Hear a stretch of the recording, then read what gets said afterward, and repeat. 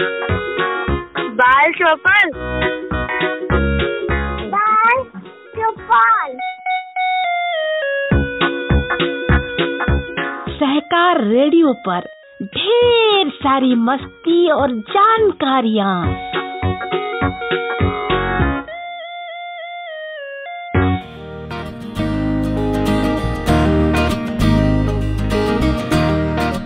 Hello बच्चों, सहकार radio के कार्यक्रम बाल चौपाल में आज आपके साथ हूँ मैं सुनीता। आज मैं आपको सुनाऊंगी एक अनोखी प्रेम कहानी। इसे लिखा है गिरिजा कुलश्रेष्ठ ने। इसे हमने एकलव्य प्रकाशन की पुस्तक मिट्टी की बात से साभार प्राप्त किया है। तो सुनो कहानी, पेड़ किसका है।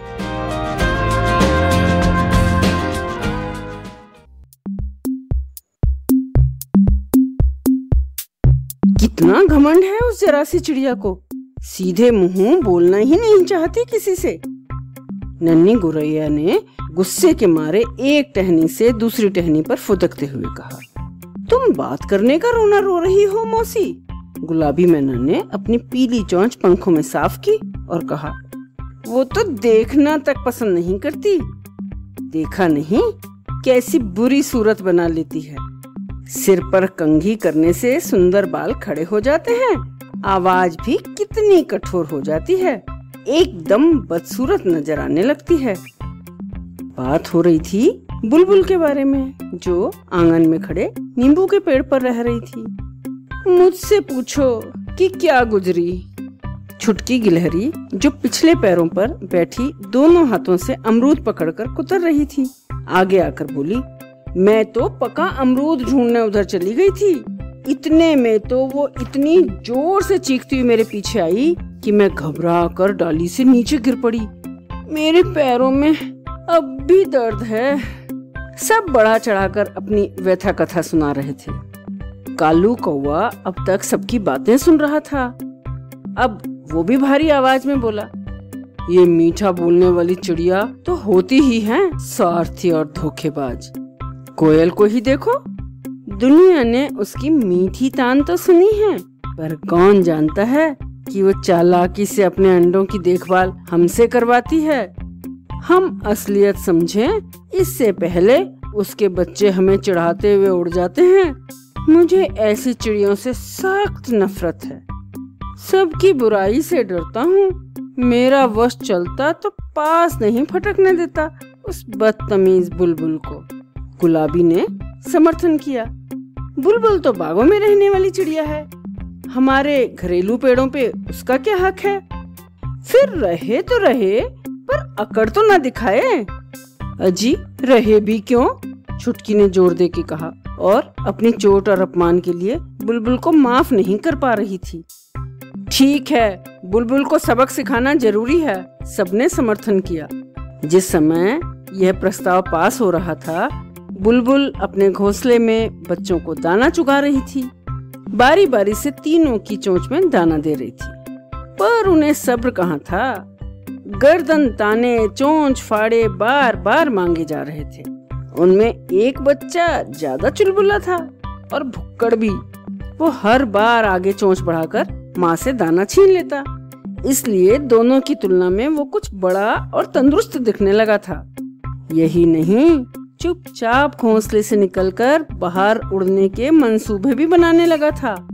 घोंसला उसे छोटा और उबाऊ जो लगने लगा था, लेकिन बाकी दोनों बच्चे कमजोर होने के बावजूद अपने भाई की नकल करके घोंसलों से बाहर झांकने की कोशिश करते। उनके पंख अभी उग ही रहे थे, पर वो उन्हें ही फड़फड़ाने का शौक पूरा करते। माँ के लाख समझाने पे भी कुछ ना कुछ बोलते रहते। माँ, आसमान कितना बड़ा है। माँ, बाहर की दुनिया कितनी खूबसूरत होगी। बताओ ना माँ, हमारे पंख कब बड़े होंगे।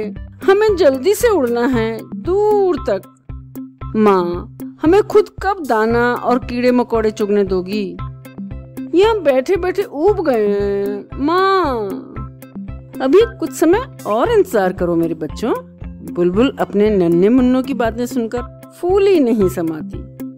बच्चों से बोलते समय उसकी बोली बेहद मीठी लगती। तुम बहुत जल्दी उड़ना सीखोगे, दुनिया भी देखोगे। कुछ दिन मेरे साथ भी तो गुजार लो मेरे बच्चों।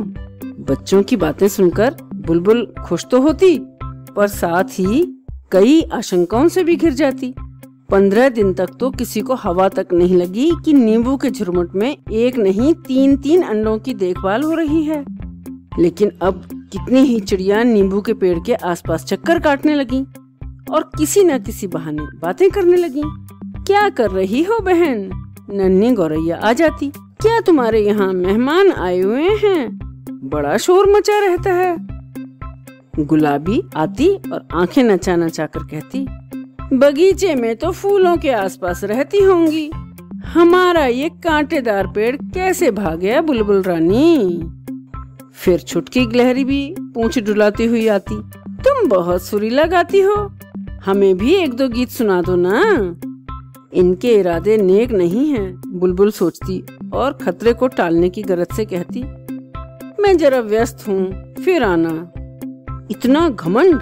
सभी को ये बात बहुत अखरी और बढ़ा चढ़ा कर कुछ नमक मिर्च लगाकर बात ऐसी बनाई कि आनन फानन में बुलबुल को भगाने की योजना बन गई और इसकी जिम्मेदारी सौंपी गई कालू कौवे को।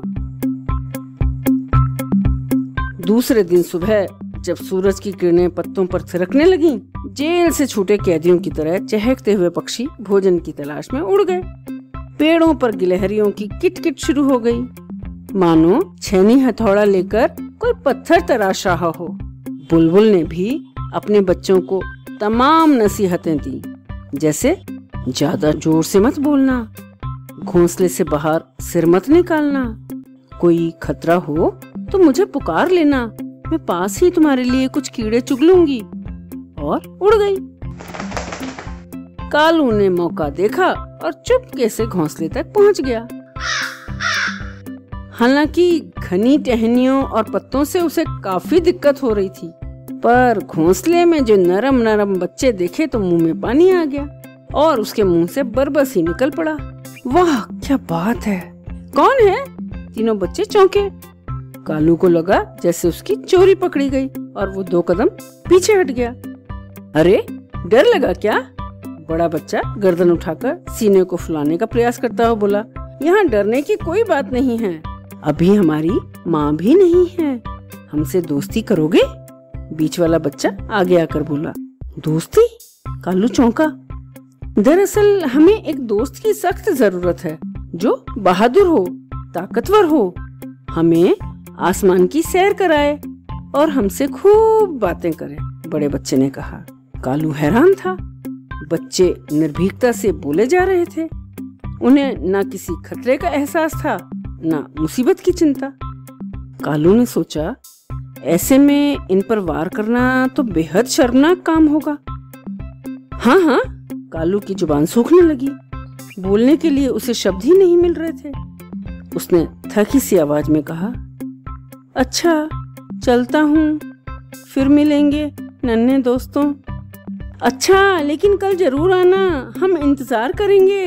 तीनों बच्चों की आवाज कालू का पीछा करती रही और वो जैसे जान छुड़ाकर नीम के पेड़ पर चुपचाप आकर बैठ गया। नन्ही ने उसे शरारत से देखा और कहा, तुम कामयाब नहीं हुए ना, तुम्हारी सूरत बता रही है। कालू चुप रहा। फिर छुटकी ने छेड़ते हुए कहा, कालू दादा तुम तो ऐसे बैठे हो जैसे बुलबुल ने मार कर भगा दिया हो, लगता है बुलबुल से हार गए। बुलबुल से नहीं बेवकूफ गिलहरी, उसके नन्हे बच्चों से, जिनके शरीर पर अभी भी पंख नहीं हैं। कालू आवेश में बोला। ये नहीं हो सकता, सभी ने अविश्वास से कहा। यही हुआ है। कालू का स्वर धीमा हो गया। मैंने तय किया है कि जब तक बच्चे उड़ने लायक नहीं हो जाते उन्हें तंग नहीं करेंगे। ये नींबू का पेड़ तब तक उन्हीं का है। ऐसा कहते समय उसकी आंखों में संतोष था, प्रेम था। जब उसने अपने साथियों की तरफ देखा तो ये जानकर बेहद खुश हुआ कि कोई उसकी बात से नाखुश नहीं था। सभी बड़े ध्यान से घोंसले से आती नन्ही आवाजों को बहुत प्रेम के साथ सुन रहे थे।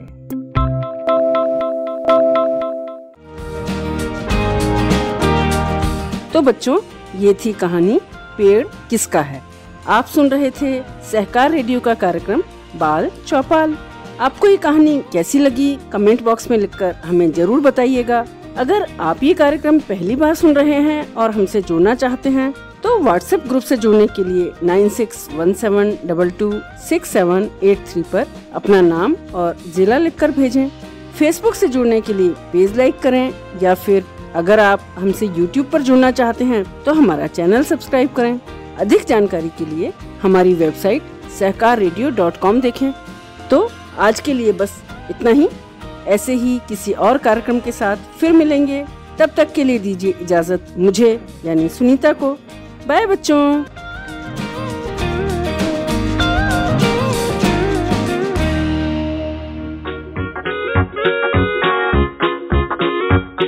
बाल चौपाल।